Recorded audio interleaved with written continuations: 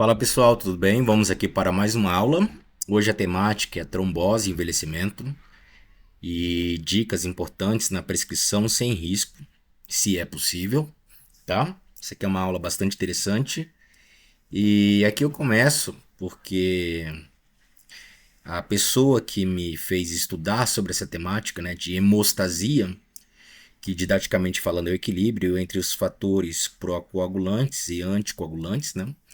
É um equilíbrio, por isso hemostasia, né? Que lembra ali homeostase. E graças à minha avó, que é a dona Dejanira, que ela teve muitos episódios de trombose, embolia pulmonar, já faleceu, já tem bastante tempo. Então, na época que ela estava ainda viva, né? Eu publiquei essa revisão em homenagem a ela. Isso me fez aprofundar cada vez mais na temática que eu considero muito importante. Vamos lá então, tá bom? Aqui nós temos uma parte muito bacana, que é a característica aqui de uma artéria. Então você tem a parte íntima, média e aqui adventícia, né? E aqui você tem o lúmen, né? A luz ali por onde vai passar, e aqui o endotélio especificamente, onde o sangue, se ele entra em contato. Que a gente vai ter ali o famoso estresse de cisalhamento, né? Ou em inglês, shear stress, né? Mas onde eu quero chegar com isso? Essa parte aqui do endotélio que vocês estão vendo bem aqui, ela é muito importante. Por quê? O endotélio aqui ele vai ter uma característica, o que nós chamamos de uniformidade, tá?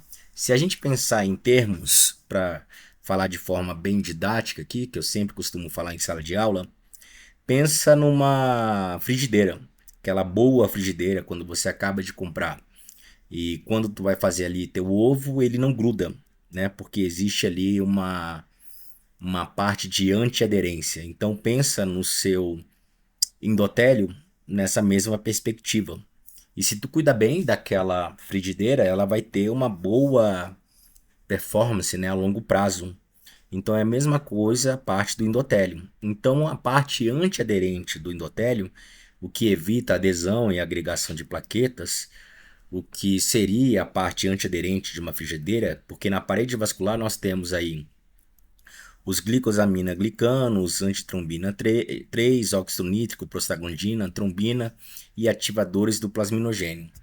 Todas essas substâncias aqui que são apresentadas, elas mantêm essa uniformidade e previnem ali a adesão e agregação de plaquetas e, consequentemente, a formação ali de um tampão plaquetário e um trombo. Vocês estão entendendo?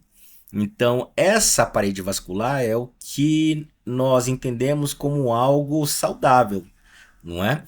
Mas quantas pessoas, que eu falo assim, as pessoas idosas, pessoas sedentárias, pessoas que possuem alguma doença crônica não transmissível, obesas, diabetes, hipertensão, será que elas têm essa característica de parede vascular aqui, com todos esses mecanismos aqui de antiagregação, né, e antitrombose? Será que eles têm isso aí preservado?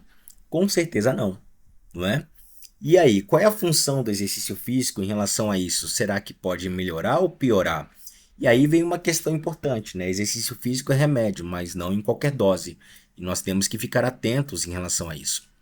Daí nós temos aqui, eu gosto de trazer esse estudo que ele fala de infecção, inflamação e infarto, né? Será que a disfunção endotelial aguda apresenta ali um link, uma correlação?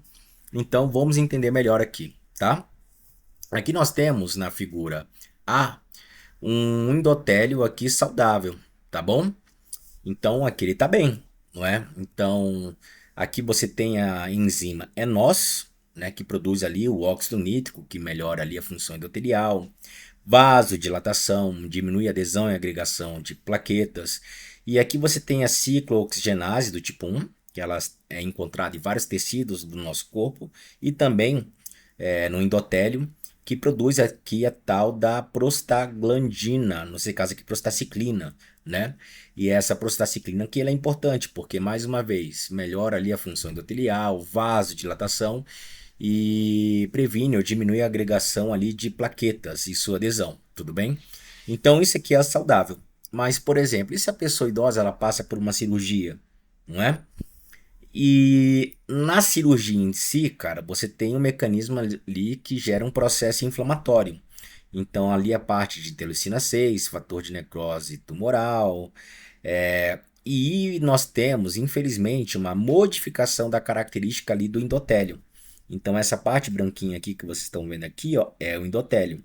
Aqui vocês podem ver que nós temos algo diferente, né? Então, você pode ver que diminui-se a quantidade de nós e aumenta-se a quantidade de INOS, que é uma enzima induzível. Quando a gente fala induzível, significa que ela vai ter um efeito, ela é mediada por características de inflamação. E aqui ela vai produzir as espécies reativas de oxigênio, que nesse caso não vai ser muito bom. E a COX-1 aqui, que estava aqui em cima, ela vai ter uma característica aqui de COX-2, que é também induzível, que é influenciada por característica de inflamação. E aí, meu amigo, além de ter uma maior produção ali de prostaciclina e prostaglandina, aqui nós temos também uma grande produção de tromboxano. Olha o nome da parada, tromboxano. E claro que essa característica de inflamação aguda, por mais aqui que você tenha uma vasodilatação, no final das contas, na parte pós-inflamação, diminui-se muito a eNOS, que produz aquele óxido nítrico, e diminui-se muito a ciclooxigenase do tipo 1, que ali produzia a prostaglandina do tipo 2, não é? Vocês estão vendo aqui, tudo bem? Então, o endotélio e aquela característica de antiaderência que tinha, ela é perdida, né? Então, essas características aqui que foram apresentadas, como glicosaminoglicanos, antitrombina 3, óxido nítrico, prostaglandina, trombina e ativadores do plasminogênio, beleza, isso tem um impacto e negativo. E aí vem algo interessante, já que a gente vai falar sobre trombose, né? Que se chama a tríade de Virchow. E aqui nós falamos o que? Uma parte básica dos mecanismos e patogênese da trombose venosa profunda, né? E uma das questões interessantes do ponto de vista da informação, que aqui na figura 3A nós temos o risco de trombose venosa profunda que aumentam importantemente com a idade, tanto para homens e também mulheres.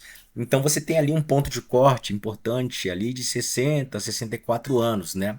Sendo que o risco de trombose venosa profunda é superior em pessoas que são longevas ou com uma faixa etária ou idade superior a 85 anos. Então, essa população aqui especificamente, nós temos que ter muito cuidado, galera, muito mesmo. Principalmente quem vai trabalhar com isso aqui. Quando eu falo assim, com isso aqui, com esse perfil de público, com essa faixa etária, tá? Aí vem algo interessante também do ponto de vista da informação. Não é só trombose venosa profunda, mas também embolia pulmonar que aumenta com o processo de envelhecimento. E aí nós temos a tal da tríade de Virchow, onde você tem aqui esses três parâmetros, né? Êxtase, que é imobilidade, ficar muito tempo parado. Então nós temos as pessoas idosas que gostam de ficar muito tempo ali sentadas, vendo televisão, não tem nenhum movimento. Então isso promove ali a êxtase sanguínea, e isso não é bom, pessoal, isso não é bom. Elevação dos fatores de coagulação, que a gente chama aqui de hipercoagulabilidade. Então você tem uma elevação dos fatores de coagulação e mudanças na parede do vaso. Então aqui você tem a perda dos mecanismos antitrombóticos associada à inflamação, tanto aguda como também crônica. Isso aqui é o combo perfeito para a formação de um trombo, né? E Dahan, o que exercício tem a ver com isso? Primeiro aqui na êxtase, né, sanguínea. A própria caminhada ali vai melhorar ali o retorno venoso. Então, diminuir do risco de insuficiência venosa. Então, essa característica aqui, né, associada à imobilidade, você já tem meio que um corte aqui. Fora também que o exercício físico, ele também tem um efeito anti-inflamatório. Então, ele é anti-inflamação. Então, ele vai combater essa parte aqui. E também o exercício físico, ele melhora ali a parte de angiogênese, melhoria da função endotelial. Então, isso é muito importante. E fora também com o exercício físico, ele melhora o equilíbrio entre os fatores pró-coagulantes e anticoagulantes. Então, o exercício físico ele tem um impacto muito importante nessa tríade de Virchow aqui. E onde eu quero chegar com isso? Aqui nesse paper nós temos aqui, ele fala sobre os efeitos agudos e crônicos do treinamento resistido e aeróbico, né, no equilíbrio hemostático, né? É uma baita revisão narrativa muito bacana, vale a pena a leitura, tá? Publicada ali na Sports em 2023. Então, o que ele tem aqui para nós, né? Então, vamos lá. Primeiro aqui, ó, vamos olhar aqui em cima. O que esse tal de TPA? É o ativador tecidual do plasminogênio, tudo bem? O plasminogênio ele vai produzir a tal ou vai ativar a tal da plasmina. O que a plasmina ela faz? Ela quebra a fibrina, o que é um processo chamado de fibrinólise. Vocês estão entendendo? Então, não tem a formação ali de um tampão plaquetário, né, ou de um coágulo, como vocês estão vendo aqui. No entanto, vocês também veem aqui esse tal de PAI-1. O que é o PAI-1? É o inibidor do ativador do plasminogênio. Pessoas que possuem, né, são sedentárias, possuem doenças crônicas não transmissíveis, diabetes, hipertensão. Infelizmente, ela tem esse tal de PAI-1 aqui que é elevado. Então, se é elevado, ele inibe o ativador tecidual do plasminogênio. Então, não tenho plasminogênio e também não tenho muita plasmina, que vai fazer a quebra da fibrina, né? Então, o processo de fibrinólise, que é importante aqui, ele vai ficar o quê? Prejudicado. E aí que nós temos o problema. Qual, Darham? Aqui nós temos, ó, no eixo X, aqui é a intensidade do exercício, né? Então, você tem aqui exercício, atividade física, atividade de intensidade moderada e aqui de alta intensidade e a recuperação pós-exercício. O que eu quero que vocês avaliem aqui? Primeiro, a fibrinólise, como também a coagulação. Percebam que a fibrinólise, de acordo com a intensidade do exercício, ela vai aumentando, mas a coagulação também vai aumentando. Aí que tem um negócio interessante, o que? Do ponto de vista da informação. No pós-exercício, vocês podem ver que a coagulação permanece elevada e a capacidade de fibrinólise diminui.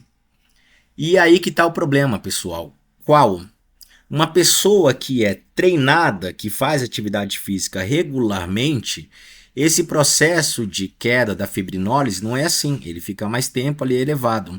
E a coagulação que vocês estão vendo aqui, ela desce mais rápida. Vocês estão entendendo? Agora, uma pessoa que é sedentária, né? E uma pessoa idosa ali que preenche os 3 requisitos ali da tríade de Virchow, quando ela vai fazer atividade física, essa fibrinólise aqui, ela não aumenta como acontece aqui nesse gráfico. Então, a coagulação ela aumenta muito mais do que a fibrinólise. Vocês estão entendendo isso? Então, quanto maior a intensidade do exercício, é aí que tem um negócio interessante, né? Isso tem impacto sobre a fibrinólise. O que eu quero dizer? Por isso que eu falo que exercício físico é remédio, mas não em qualquer dose. Nós temos que ter bastante cuidado em relação à intensidade do exercício que vai ser aplicada, tá? Como vocês estão vendo aqui, tudo bem? Daí, olha só. Aqui nós temos a comparação de 2 pessoas, né? Uma pessoa saudável, a resposta no exercício, e uma pessoa aqui que possui uma doença cardiovascular e a resposta no exercício, né? Você pode ver que ela é mais obesa e por aí vai. E o que nós podemos ver aqui de interessante? Tudo bem? Primeiro aqui, ó, vamos analisar isso aqui, ó, plaquetas, fator 8, fator 7, fator von Willebrand, fator de von Willebrand, fibrinogênio. Vocês podem ver que a resposta aos exercícios, esses são fatores pró-coagulantes, tá, pessoal? Aumenta pra caramba. E aqui, vocês também estão vendo, olha só, pessoal. Tá vendo esse PAI-1? O que é o PAI-1? É o inibidor do ativador do plasminogênio. Ele é muito mais alto. Vocês estão vendo isso aí, galera? Então é diferente, né? Então onde eu quero chegar? Esse paper maravilhoso do professor Wang, ele fala sobre a prescrição do exercício de trombogênese. E aqui ele dá umas dicas específicas, né? Utilizando aquelas tabelas básicas dos artigos científicos, até do próprio livro do Colégio Americano de Medicina do Esporte, nós temos uma ideia do que é um exercício muito leve, moderado, extenuante e muito vigoroso. Por que eu estou falando isso? baseado nessa primeira informação aqui que é apresentada da tabela, vamos pensar aqui, ó, exercício leve. Então, o que é exercício leve? Vamos deixar aqui, ó, nessa parte aqui, tudo bem? Onde dá para ser prescrito na prática clínica ali, ó, 10 a 11, e metabólicos equivalentes e por aí vai. Então, no exercício leve, você pode ver que você não tem mudanças na função plaquetária, você não tem mudanças na coagulação, mas você tem um aumento da parte de fibrinólise. Isso é bom? Claro que é muito bom, principalmente para uma pessoa que possui ali essa hemostasia prejudicada. Quando nós vamos para o exercício moderado, verifica-se que nós temos uma pequena alteração da função plaquetária, na verdade ele coloca aqui N, né, de decrease, que diminui, mas não é tanto assim. A coagulação sem muita alteração e a fibrinólise aumenta um pouco mais, tudo bem? Mas quando você vai para o exercício intenso, que é o strenuous exercise, vocês podem verificar que a função plaquetária aumenta bastante, a coagulação também e a fibrinólise. Mas o que você tem que pensar? O exercício extenuante numa pessoa que é sedentária ou preenche aqueles requisitos, né, ou checklist da tríade Virchow, a função plaquetária aumenta muito, a coagulação aumenta muito, mas a fibrinólise dela é prejudicada. Vocês estão entendendo? Então, a gente também tem que pensar isso na prática clínica. Existem escalas, né? Escala de Caprini, a Improve Scale, tá bom? Então, no meu livro, O Meio do Professor Jonato, eu coloco aqui uma parte básica, né, da prescrição do exercício. Então, por exemplo, exercício de intensidade leve a moderada, ali, a PSE de 12 a 13. Você tem um aumento na fibrinólise, mas sem modificações grandes na coagulação em função plaquetária. Mas em um exercício intenso, né, você tem um aumento da coagulação, função plaquetária, e essa fibrinólise aqui ela é questionável, principalmente pessoas que têm essa característica hemostática prejudicada. E aqui nós temos alguns fatores de risco importantes, né? Hipertensão, idade avançada, no caso, pessoas idosas, diabetes, fumo, obesidade, inatividade física e baixo nível socioeconômico. Então, a prescrição ali envolve muito mais do que isso, né? Seu entendimento. Então, isso é bacana, tá? E é isso. Se você tiver mais interesse em entender como funcionam essas características aqui que o professor Dahan está falando, eu e o professor Jonato explicamos isso no nosso livro, vou colocar aqui best seller, né?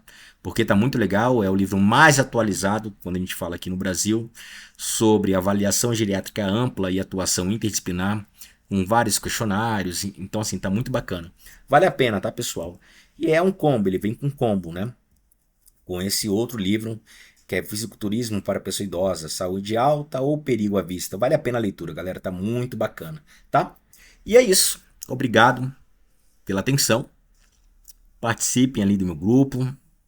Fiquem atentos aos cursos que eu deixarei ali disponível. E é isso. Obrigado.